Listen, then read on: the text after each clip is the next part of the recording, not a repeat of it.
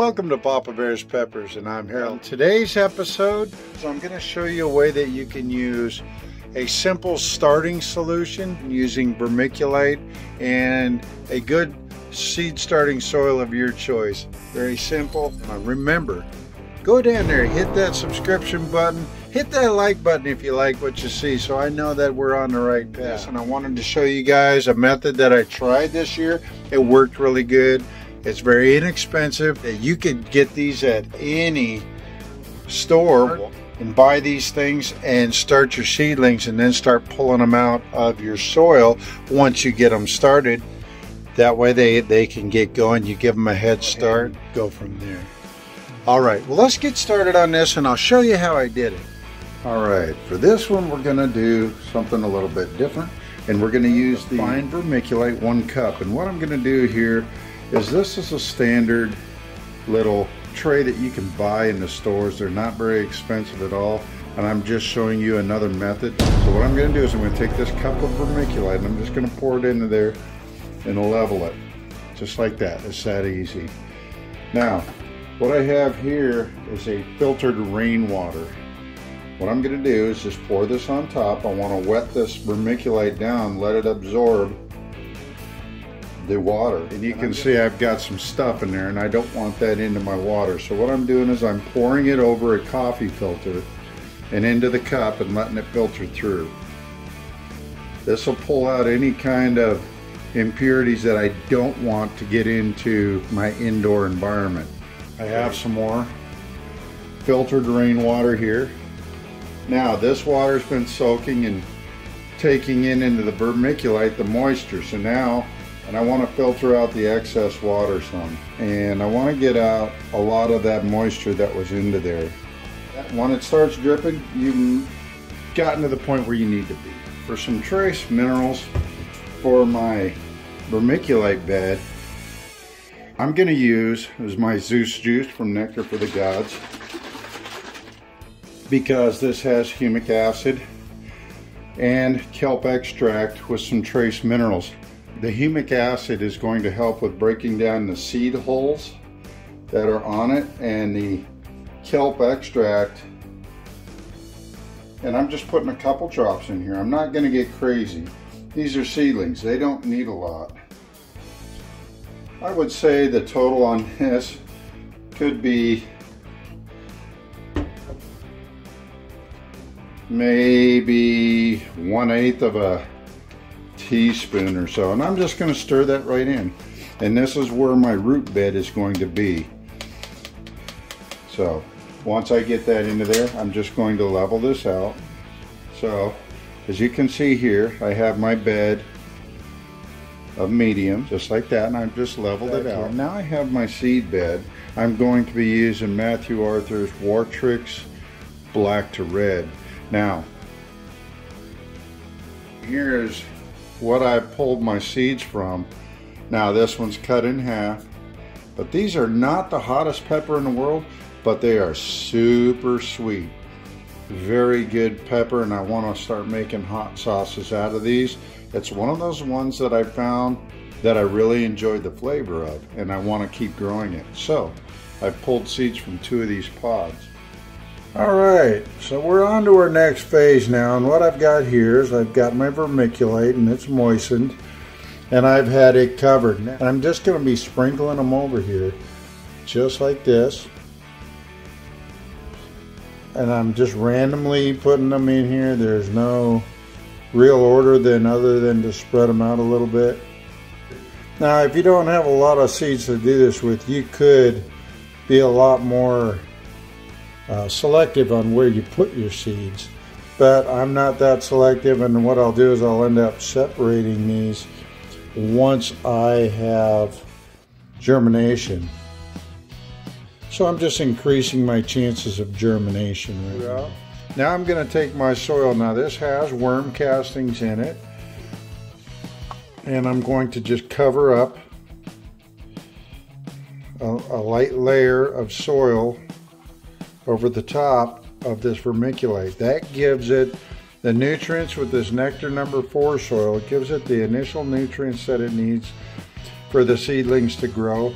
plus what they have in their seed hole anyway. So I'm just going to cover this up.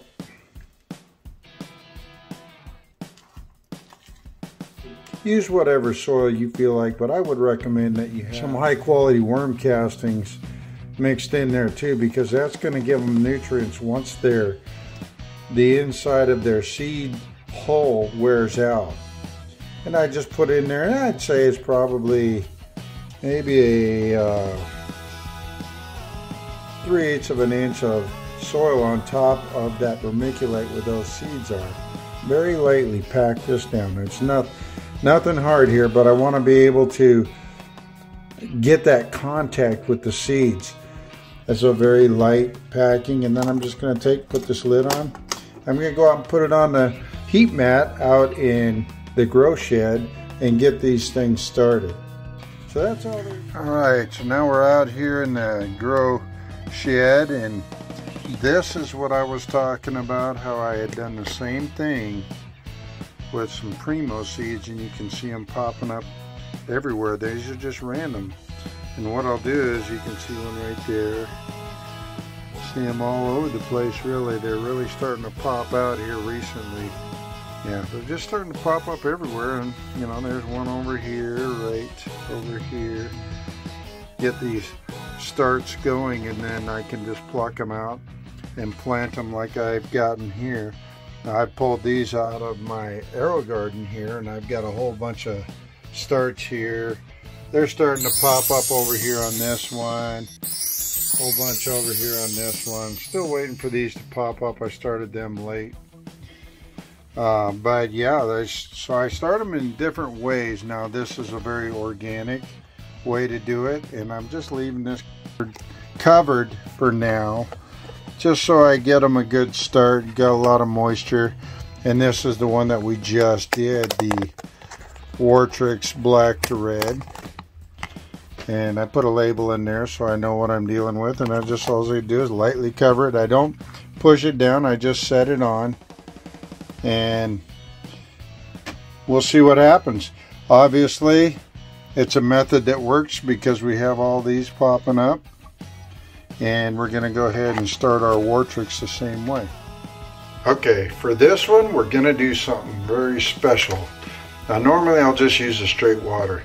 But what I'm going to do is I'm going to inoculate these seeds with Bigfoot Microzay. It's a water in root inoculation. And the reason I'm doing that is because Microzay helps with root growth. And as soon as these start sprouting, that Microzay should attach to the roots and help these seedlings start out very vigorously from the start. You know, I've seen other folks doing Microzay in a seed starting solution, so I wanted to try it here. So I'm going to go, this is already pre-mixed, 1 teaspoon to a gallon. Could I use straight water? Yes, and I have. And past plantings of this same vermiculite seed starting solution. But this one, I wanted to inoculate it with the Bigfoot Microzay. So I'm going to stir this around now, and I want to get this mixed into my vermiculite. That way I know that it's all blended in, that every bit of it's wet with the Microzay water solution, and that way I can go ahead and plant these seedlings and know that the Microzay is in there.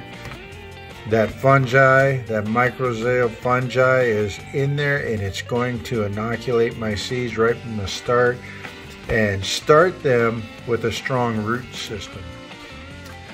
Alright, so we're all done there, and again, we're going to do the same thing. We're going to randomly put the seeds on top of the vermiculite, setting it right on top of the vermiculite.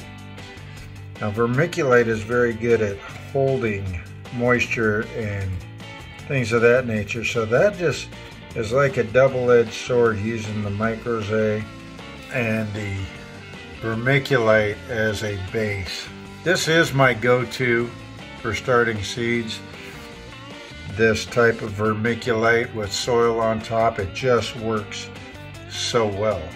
I think this might be the final thing that I want to do, is introduce Microzay into my seed starting mix. Microzay is a microbial fungi that affixes itself to the roots of a plant. It needs roots to actually thrive and survive, and when it connects to the roots of a plant, then that's when it helps with the transfer of nutrients, sugars, and everything else that the Microzay can absorb, and increases the root system, and in turn is increasing how the plant uptakes its nutrients, and aids in a lot of the nutrients that a plant otherwise might miss. We're done adding the Microzay. We're going to put some soil on top, and out into the grow house it's going to go to start the germination process. All right, we're fast forwarding a week now, and these are my primos that you've seen in the last video. Started with that same way, using a vermiculite base and then a topsoil with some worm castings on top of that. I'd say this is going into about the 3rd week. So I have them up, and as you can see there, I'll show you kind of a side view. They're getting tall, starting to get their real leaves. Now, what I'm going to be doing is transplanting them and singling them out. And what you see right here in this cup, it's Bigfoot Microzay. This is a concentrate that I've already mixed into a gallon of water, and it's a water-in type root inoculant. Fungi will get onto those roots and develop a symbiotic relationship between the roots and the soil to help with the uptake of the nutrients. It's going to help the plant eat better, but it says to do it every time you transplant. That way they get that. Now, one thing to say about that, there's different forms of Microzay. You can get Microzay fungicide in a powder or pelleted, like you see in some of them. This liquid form is what I'm going to do is dip it. This is a homemade soil. It has very organic worm castings in it. It has my Nectar for the Gods one shot in it, a very slow release organic type of a system in it. And so this is a very well built soil. I have some vermiculite in there. I have my perlite, and I use some coco coir, but mostly your peat sphagnum, and then I moisten it down, and this is what I come up with. I'm just going to lightly pull. I don't want to damage the root ball that's already formulating, and you can see here, this little seedling here, look at the roots on that. It's already getting rooted up nicely. There you go. I'm going to dip it in here in the inoculant, and then I'm going to go ahead and put this in there. These are Primo seeds, and you can go to his website and pick these seeds up. Very good germination rate on his seeds. So I'm going to start plucking these out because I don't want to keep them in this soil. I don't want them crowding themselves out. And we'll get this one out of there. I'll tell you what, they're already developing really in that vermiculite. You can see the vermiculite that it's clinging to, and look at the roots in that. Just an amazing root system. And it's just a little tiny seedling, but the root system, folks, that's how you get really good peppers, is you have to develop the roots. They have to have a good relationship with the soil and the microbiology that's in your soil. If your soil is strong and your soil is good, they have that microsay. I would call it an enabler. And what it's going to do is allow your plants to uptake their nutrients when you do start doing that. And the soil, what's available in the soil now. Even this little fella, just a tiny little guy, and it's already got its root ball. Look at how small that is, and it's already starting to develop its roots. So I just dip it in there, and then I put them in the hole, close it in around them, so that I am already inoculating the roots with Bigfoot microsay. They are the, I guess you would call them the godfathers of microsay, one of the originals. And I'm getting really good. I tell you, in there, I don't know. You can get cheap microsay and you don't know what it is, but this stuff here is, I mean, the proof is right there. Some of them will get really good roots. But look at the roots on these little things. Roots like that are going to develop into nice, healthy plants. And then I'm going to water it in a little bit just to get some moisture in the soil. It's because I want to get that contact with the roots. That is a combination between the way that I germinated these seeds and using the Bigfoot microsay. Now these I am not done with. They're not ready to be transplanted, and the reason being seeds that are still germinating. So I'm not ready to start a transplant. There's another seedling coming up over here, but they are crowded, and so I got to be careful that I don't let them overdevelop in groups like that. They'll be harder to separate. That vermiculite bed just allows so much aeration of the roots. Vermiculite doesn't break down, it doesn't crush. I've got all these planted up. Now I'm going to come in with some nice clean water, and I'm going to water these in.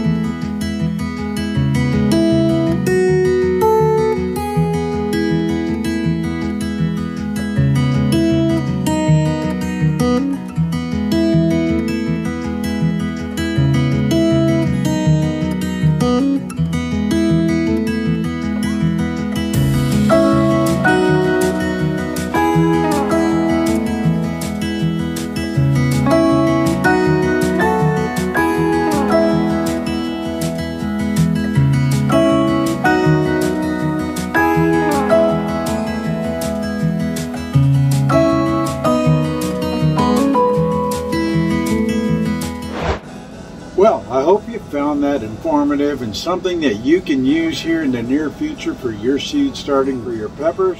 Here's an update on the MA Wartrix. Hopefully you can get a good view of that. And look at all those new starts in there. Really doing well, folks. It's really just exploding. And I'm going to continue to do some testing with the Bigfoot microsay. Now, here's the other type that they have, and this is the microsay granular form, which gives you another option to just put it right at the roots and let it go. And again, we're going to continue using the watering concentrate to do some testing here in the near future with some of the plants that are coming out. We'll do some without the microsay and some with. Now, I don't ever claim to be a scientist on this, but I do have a pretty good knowledge of the microbial food web that's involved when you start adding those microbes into your soil and how your plants can respond positively to it. All right, well, this is Harold with Papa Bear's Peppers. Have a great day and keep growing.